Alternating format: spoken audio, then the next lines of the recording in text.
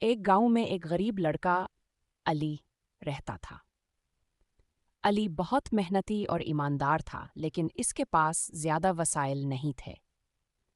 رمضان کا مہینہ شروع ہونے والا تھا اور علی نے دل سے فیصلہ کیا کہ وہ پورے روزے رکھے گا اور اللہ سے دعا کرے گا کہ اس کی مشکلات آسان ہو جائیں۔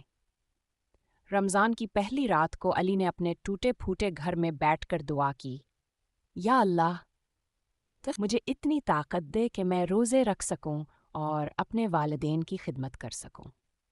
پہلے روزے میں علی نے بھوکا اور پیاس کو صبر کے ساتھ برداشت کیا اور شام کو افطار کے وقت صرف فائق چورا اور پانی کے ساتھ فطار کیا، لیکن اسکینیت خالص تھی اور وہ ہمیشہ اللہ کا شکر ادا کر تھا۔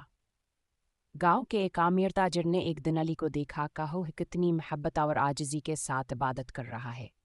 اس تاجر کے دل میں علی کے لیے ہمدرد پیدا ہوئی۔ رمضان کے آخر میں عید سے پہلے تاجر نے علی کو کپڑے، کھانے پینے کی چیزیں اور ایک چھوٹا سا تحفہ دیا۔ علی نے اللہ کا شکر ادا کیا اور کہا، یا اللہ، تیرا شکر ہے کہ تو نے میرے لیے ایسے وسیلے پیدا کیے۔ رمضان کا مہینہ واقعی برکتوں کا مہینہ ہے۔